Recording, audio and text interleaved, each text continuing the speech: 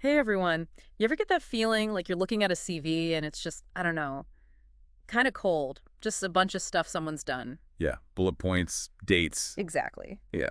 But today, we're diving into one that's different. This is a deep dive into a whole career, a whole approach to education, really. We're talking Netra Kumar Manandhar, lecturer at Kathmandu University. And what's remarkable, even from a first glance at his CV, it's not a straight line. His career path. Right, like you really get a sense of someone who's always pushing themselves. I mean, top scores all the way through school, first division, every time. Even a gold medal from Kathmandu University for his master's. Exactly. So clearly not afraid of a challenge. Speaking of the master's, that's where things take an interesting turn, I think. Oh, tell me more. What did you notice? Well, he starts with a bachelor's in education, right? Yeah. From Trip Huvan University. Pretty standard path, at least in Nepal. Yeah, makes sense. But then he goes for a master's in math education at Kathmandu University. And then follows that up with an MPhil in, get this, STEAM education. Okay, now that is interesting. See, this is what I mean about a deep dive. You wouldn't catch that just skimming a resume. For folks who aren't familiar, by the way, what's STEAM all about? Right, so STEAM, it stands for Science, Technology, Engineering, Arts, and Mathematics. I knew that. But it's more than just those subjects. It's about breaking down those walls between them, showing how they're all connected, you know? Totally. So for Manandhar to go from a traditional education background to really specializing in STEAM, Yeah. it makes you wonder what sparked that shift. Right, like was there a teacher who inspired him? Mm. Or maybe some experience he had where he saw the limitations of those old ways of learning? It's a question worth keeping in mind as we dig deeper into his work. Absolutely. And speaking of digging deeper, let's talk about his time at Kathmandu University. Because it's not like he just landed that lecturer position and that's it. Oh, not at all. This is someone who's worn multiple hats, as they say. He's been visiting faculty. Involved in quality assurance. Oh. Think about that, making sure everything meets those high standards. And now he's the coordinator for their entire B-Tech Ed program. Hold on, B-Tech Ed program. Can we explain that one or? Oh, right. Sometimes those education terms, you know? A mouthful. So in Nepal, a B-Tech Ed, it's basically a specialized program for teachers who want to integrate technology into their teaching. Exactly. So not just knowing your subject matter, but knowing how to use the latest and greatest tools to make it really come alive for students. That's like the future of education right there. Mm-hmm. And when you think about all those different roles he's had at the university, It really speaks to adaptability. adaptability, yeah, but also a real desire to learn, to understand the whole system from different angles. Which actually, when you think about his passion for STEAM education, It makes perfect sense. That kind of interdisciplinary thinking probably influences how he approaches everything, not just what he teaches. It's kind of amazing, right, to think of all the skills he must have developed just by navigating that kind of career path. oh, absolutely. Managing different responsibilities, working with different teams, ensuring quality across the board. That's a pretty valuable skill set to bring to the table, especially as the B-Tech Ed coordinator. And it's not just the skills, it's the mindset. This is someone who's clearly not afraid of a challenge, someone who's always looking for ways to learn and grow. Which brings us to a part of his CV that I have to admit, at first glance, I thought, ooh, this might be a bit dry for a podcast. But then I actually started reading his research titles. And some of these are like mini mysteries. You just want to know more. All right, give me an example. What caught your eye? Okay, this one stopped me in my tracks. A brickworker becomes a transformative STEAM educator. Journey of resistance, advocacy, and envisioning. I mean, come on, that's a whole story right there. You're not kidding. And it speaks to something we've already touched on.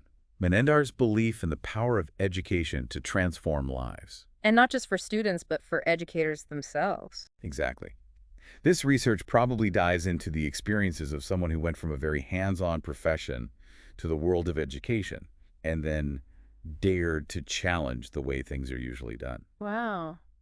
It makes you think about the obstacles someone like that must have faced, right? And how they overcame those obstacles to become an advocate for change. Okay, that one's going straight to the top of my reading list. Mm. All right. What else did we want to highlight? Well, I thought this one was interesting. Ecopreneurship as an innovative pedagogy for sustainable development and action research. Okay, confession time.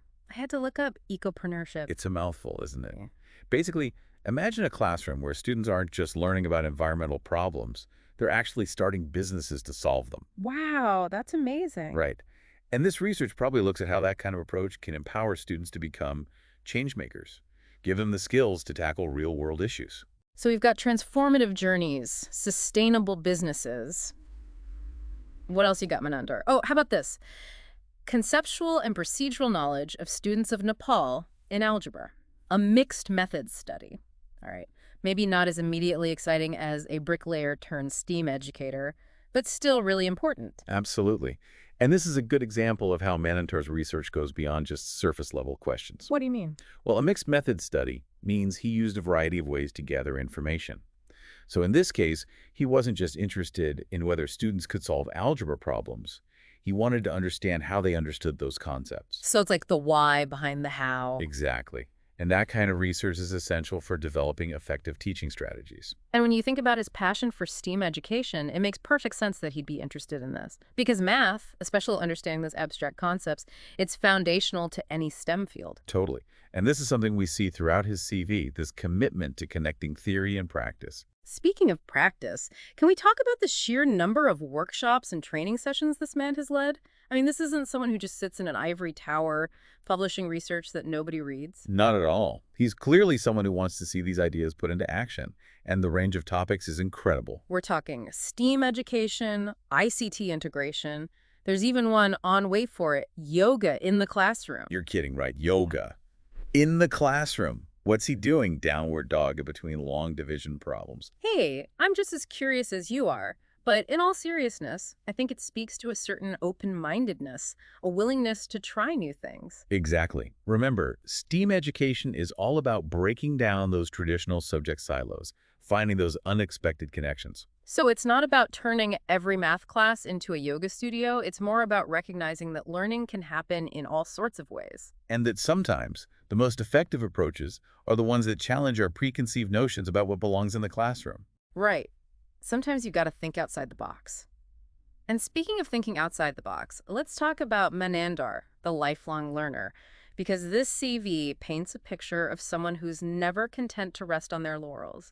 This is someone who's always seeking out new knowledge, new skills. You're absolutely right. And his choice of online courses is fascinating. We're not just talking about brushing up on the latest teaching methods here. No, this is next level stuff. He's diving into Google Workspace, Python programming, even exploring the world of generative AI.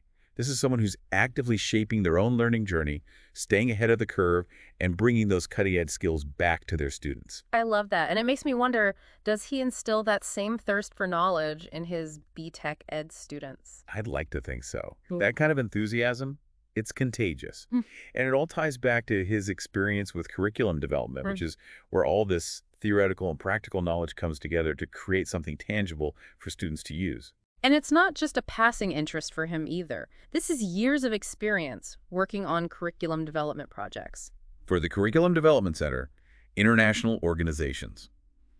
We're talking about students of all ages, across all sorts of subjects. This is where the rubber meets the road, you know? You can have the most brilliant educational philosophy in the world, but if you can't translate that into engaging, effective learning materials, it's not going to have much of an impact. It's not just about knowing the theory, right? You've got to understand how to implement it, how to make it work in a real classroom setting. Exactly. And his experience here, working with all these different organizations, different levels of education. It tells me he gets it. He understands both the art and the science of teaching. It's like he's got all the pieces of the puzzle. And when you bring it back to his role as B-Tech Ed program coordinator, it all makes sense. Right. It's like all these different threads, his teaching, his research, his curriculum development, his own continuous learning. They all weave together to prepare him for this leadership role. And speaking of which, I was just looking over his responsibilities as coordinator, and wow, talk about a demanding job. Managing faculty, overseeing curriculum, ensuring quality, building partnerships. Even the budget. Right. It's a lot to handle. So based on everything we've learned about him, what kind of leader do you think he is? Honestly, I'm picturing someone who leads by example. Someone who isn't afraid to roll up his sleeves, get involved at every level. Yeah. Someone who inspires his team through his own passion for education and his commitment to continuous learning. Yeah, I can see that. And probably a big advocate for collaboration, innovation, that sort of thing. Absolutely. It fits with everything else we've seen, right? This commitment to pushing the boundaries of education in Nepal. It really makes you think, what kind of impact is he having on those future teachers in the B-Tech Ed program? And then how will those teachers go on to shape their own students? It's like a ripple effect. This CV, it's not just about one person's career. It's about the potential to transform education for generations to come. And isn't that what it's all about? It's a good reminder that these deep dives, they're not just about looking at a list of accomplishments, they're about uncovering a story. And in this case, it's a story about passion, dedication, and the power of lifelong learning. Absolutely. It makes you wonder, what will our own CVs say about us years from now? Now, that's a question worth pondering. And on that note, we'll wrap up this deep dive.